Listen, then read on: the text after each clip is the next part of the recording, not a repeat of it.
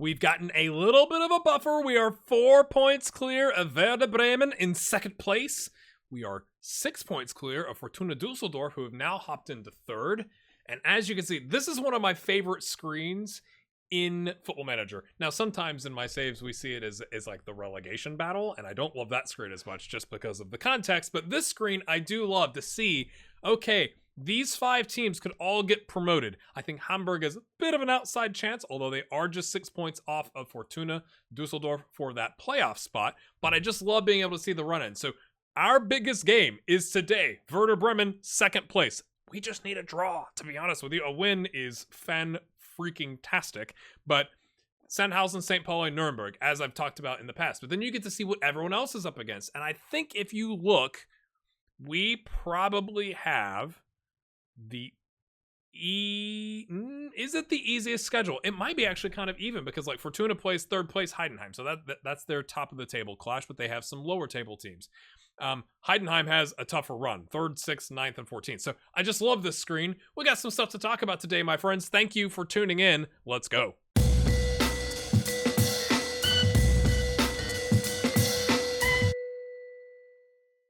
This has got to be a bug, right? Werder Bremen are currently in second place, 4 points behind league leader Schalke. You mean me? You mean my team? Shouldn't it just say 4 points behind you who are at the top? Isn't that a good contextual change? Thoughts? So the only game that you've missed since we've been gone has this Darmstadt game. Remember, we tried wing play, then I tried like a 4-4-2 wing play, mixed in with a 5-2-3 wing play, and I think I'm just realizing we don't have the pace or the footballing attributes to like pass into space at extreme tempo. And so I went, okay, let's go back to what we know, what we're good at. 4-2-3-1. Oliver doesn't have to run as fast. He can take his time. Simon doesn't have to run as fast, and he can take his time and pick out a cross to put it on Simon's head. And you're like, oh yeah, if you just looked at the papers, you're like, yeah, 4-1, Schalke beats Darmstadt. That's what you'd expect. Darmstadt are like 16th, yeah? They were ahead in the 70th minute, 1-0. Marvin comes on as a 70th minute sub, 71st minute sub, something like that, and gets a 26 minute hat trick to save our bacon, and then Dries Wouters gets one at the death. Why were there 7 minutes added on? No idea. Let's watch these goals, my friend, because I was sitting there going like, you gotta be kidding me. Are we gonna lose the title and promotion over Darmstadt, who just scored in the 70th minute from a corner? Look at that. Doink. You know, guy on the far post there just watches the ball go, and he doesn't attempt to jump, doesn't, throw a hand at it, anything, nothing. Then we get it in. Marvin, look at that. That volley. Whoo! Keeper got a hand to it, but that volley is unbeatable. Cook throws it in. The animation there on the replay looked a little wonky, but it works. Oliver, Marvin, doink. Thank you very much. We got some doinkages happening, my friends. All right, so it's 2-1 at this point. We're really just trying to see the game out. Splits the defenders. Marvin, who's picked it up, obviously from Simon, goes far post for the finish. Lovely stuff. And then last but not least, Oliver puts one in. Dries Wouters to really rub the salt in the wound on the second half. Second half of the second half comeback, my friends. 4-1. Get in. Yes. So with that being said, of course, we're going to change stuff. I'm going to go back to the control. So again, hear me out. My thinking against Werder Bremen, second place, is a draw is fine. I know we're at home. They beat us 2-0 last time we played. I think it was 2-0. So it's not that I'm not confident that we couldn't play 4-2-3-1, but Joe doesn't really know that position as the 10 perfectly well.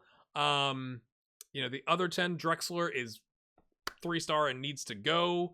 Joe Scally is out with a groin strain for another 2 weeks. So we only have really one right back, but in this shape, we're better suited if we need to sub. So like Mehmet Can Aydin can come in at that wing back. He's learned the like actual defender right wing back, but he's definitely more of an attacking player. So bring on an extra center back, stick with the control, balanced, a little bit lower tempo. We got Oliver on the pitch so that we can do play for set pieces, and then Marvin, I think, earned the start. Simon is kind of doing that. If I could be completely honest with you, he's not looking so hot. I'm recording this event in advance of the episode where I think I asked you what we should do with Simon. This is concerning, though. Right? Like, I love that he's given us 18 goals and 3 assists, and he's a monster in the air. But would he be a monster in the air as an important player in the Bundesliga? We can wait. We got we can trigger the extension. But red arrows on physicals, which again, I don't blame you. He's 34. Like, trust me, bro. I get it. Trust me, bro. I get it. But I think Marvin earned the opportunity. He came in and gave us a hat trick. He's up to 10 goals on the season. Was that almost 50% growth in his goals in one game in like 26 minutes, which is insane. He's earned the opportunity, and I think instead of having a lone Simon up here as the target forward, like running around, not very pacey, Marvin's got that aggression. He could play pressing forward, but he can also, he's strong enough to hold the ball up as a deep lying forward to get Marius or Oliver into the mix, something like that. So that's kind of where my head's at. That's a little bit of a long explanation, but maybe you understand. Let's go get a draw. That's really the goal. Just, I thought about doing defensive, but we'll try balanced. All right, here we go. We are hosting. Okay.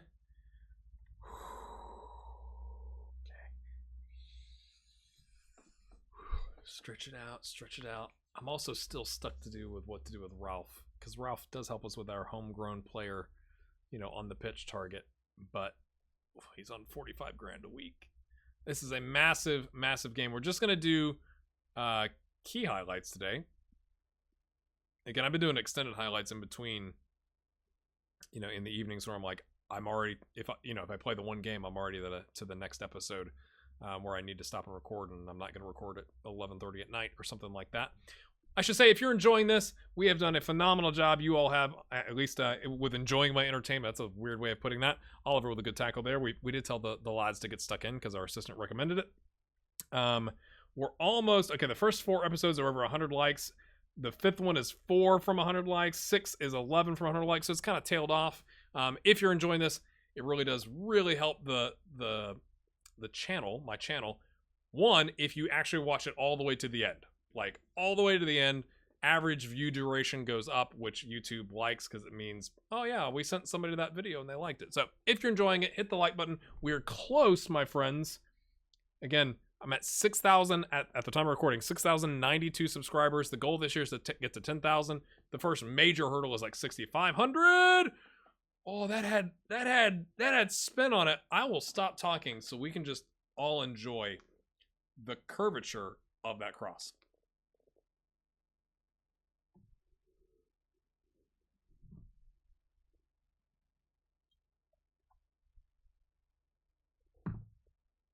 Disgusting. Like, oh, that was good. But kind of like the first hurdle of the first hurdle is 6,100. So we are 8 away, and Dries is injured, and we only have 1 center back on the bench. Oh boy. What is it? What is it, mate? What happened to you? Upper body injury. Is it like a back strain? Too much like jumping forward. He's stretching. Was he jumping forward to get the header and pulled something in his back? Unfortunate. Well, hopefully it's not devastatingly bad. We'll see. But I just want to say thanks for your support on the channel. It really does mean a lot. All the comments have been great. Get into the Discord and join the community if you are interested. I thought he was offside, but Marvin collects that in the box. It's like the second chance after the ball on the set piece comes back. They did not react well enough. They didn't get their line off for the offside line. Headed away. Yeah, there's like 3 players near the penalty spot that didn't get far enough forward. That was too easy. Zalazar plays it into Marvin. I was going to say, how's he on a 6.9? It just took a second to get up to a 7.5. So get in. Lovely stuff that we're having here. Reinhold there, our right back, is all orange arrows. Every attribute, it's like he hit 30 and was like, ooh, I'm 30. He's now only 3-star. A little nervous about next season at right back, even though we've extended Joe Scally. I'm going to say I'm very happy. Why would you say the other one? Why would you recommend that? We are up 2-0 against second place, our main title contenders. Get in, lads. But it's like, okay, do we have to go find another right back? Or is it like maybe Reinhold and Joe Scally end up just rotating a lot more? Right? Like, you get 3 games and you get 3 games, because I don't think he's going to get any better, and Joe Scally, obviously, I think is going to get better, and is an American prospect, so we must give him a chance. Oliver pings it in. Oh! Oh, Cook got a foot to it and it was blocked and then cleared. And then I am aware I got to get some more of those youth prospects in, but we got to get them to where they're good enough to be in. City Sane, CD Sane, City probably, if I've now that I've thought it through, is probably next up, and Evan Rotundo. So gonna be mixing those folks in. I do not have another right back. Who can play right back? You're on a 6.4, mate.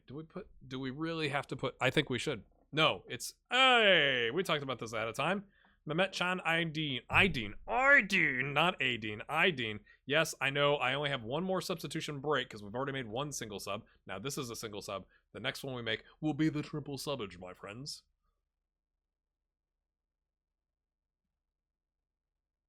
Waiting till the last minute. Marvin coming off. Let's put on a little Joe up top. Oliver coming off. We'll put on a little Karim up top. Okay, get one more. Flick or Ruiz. I think Flick is a little concerned about his playing time. Zalazar is one yellow card away from suspension, so he's coming in. Triple subbage, my friends. Hopefully see this one out. Oliver waves at them as they come on and nothing happens. Do we dare appraise with a 2-0 lead in the 89th minute? I think we do. And of course we immediately get a highlight. I am going to try and get content ready for you for the upcoming Thanksgiving break in the United States. I am going to be spending a couple days away from my computer, which is good for you and me so you can catch up, and also so that I can breathe a little bit in life in the universe and really relax. So just as a heads up, that's why also staying subscribed is important, so that you can see the next episode when it comes out. Mehmet with a little roly-poly spin there. Oh, Joe's hit the post. Mate, Joe, what are you doing? 2-0 though. Switching to the control with a 3 at the back. Much better, at least in our recent experience, than playing wing play. Well done, lads. That was a good win. I don't think we've sealed it, okay? As early as a goal helps. I think I've gotten this before, this season, not on an episode. Marvin is outperforming his expected goals right now. Do you have an opinion about that? I'm just going to, outliers exist for a reason. I know his quality. He'll continue to score goals for us at a very respectable rate. Like, essentially, he's doing better than he should be doing. But it's like, I kind of don't care. The ball's going into the back of the net. We have currently a 7-point lead, but only 2 games happened today. Fortuna Dusseldorf could make it a 6-point lead. I'm going to take you forward one day. Let's see what happens. Oh, no! A torn back muscle. I thought it was like a tweak. We were making jokes. 5 to 6 weeks. I at first thought that said 5 to 6 months. I was like, it's really torn. But 5 to 6 weeks is still not very good. Like, Malik, how you doing? Marcin Kaminsky, how you doing from the bench? You're up because you're left-footed. What's up? I've gone ahead. I'm recording as this is processing those games. I want to get a live reaction because I hadn't thought about, like, it could guarantee us at least the promotion spot. So let's see what they say, my friends. Of course, I've done that. It's gonna for hours. I'm gonna have to edit lots of me doing this. There it is. A draw for Dusseldorf. A loss for Hamburg, but that... Oh, yep, that should bring Jan Regensburg into the mix. We have only an 8-point lead over Dusseldorf, but we have a 10-point lead. No, Heidenheim is not... When do they play? Do we have to do this again? When do they play? Tomorrow. But if they lose, then we've guaranteed ourselves the promotion playoffs. Let's go see what happens again. Oh, by the way, in case I clicked on this, I can't remember if I clicked on and back. We've signed a healthy chunk of our, youth prospects, and 1, 2, 3, 4, 5, 6, 7 of them are considered potential elite talents, which, I mean, I'll be honest with you, I'm happy about that. Seems a little broken. Why do we have so many? Or is it like, because this is obviously the first team I've gone through a youth intake with on FM22, is like, does this happen a lot? And then it turns out they're not as good? Because like 7 in one class seems like a lot. Like, I think I should be getting like golden generation type things, but that's not happening either. Let's try it again, my friends. Because this, if we're guaranteeing ourselves a promotion playoff chance at the minimum, then I need to start offering contracts probably. Would be my guess. Oh, Danny, you're injured. You pulled your groin in training. Holstein Kiel beat Heidenheim. There's three games left, right? Yeah, we've guaranteed ourselves at least third. Right?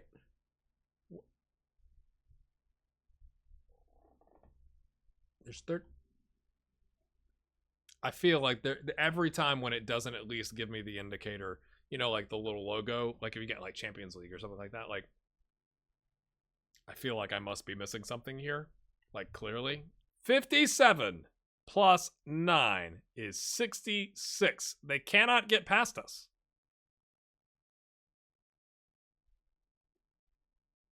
In my head, I went, oh, that's 68. And then I was like, no, that's not right. So we have guaranteed ourselves a promotion playoff spot. I'm going to start offering contracts to people because I think there's a pretty good chance. We should actually probably take a look. Who is in the league above us?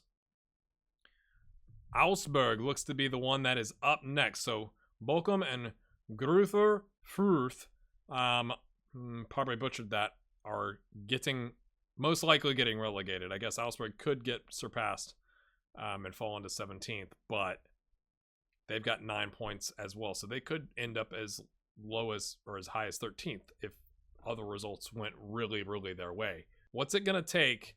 Okay, 9 points left. Every time with the math. Cue the background of the math numbers going past my face. Yeah. So if we get a draw in the next 3 matches, we'll have 68 points. Fortuna would have to win out. They would also end up on 68 points. And then it comes down to, I looked at the rankings, goal difference, goal scored, results against teams. We've got a 15 goal difference lead on them with 3 games left. So I think I'm fairly certain here we've been promoted. So I'm going to start looking at those contracts to lock people up for the next season. I feel like I'm missing something here because nothing has changed. So it's not like we didn't get anything in the inbox. We didn't get a notification about the wage budget going up, which I don't think we're going to get anyway. So I'm just going to go off the assumption that we're going up and start looking to see, can we lock in some of these players for next season? Like, oh, we got to look at this. I don't think we can activate this clause. I definitely want... Okay. Question. His contract with AZ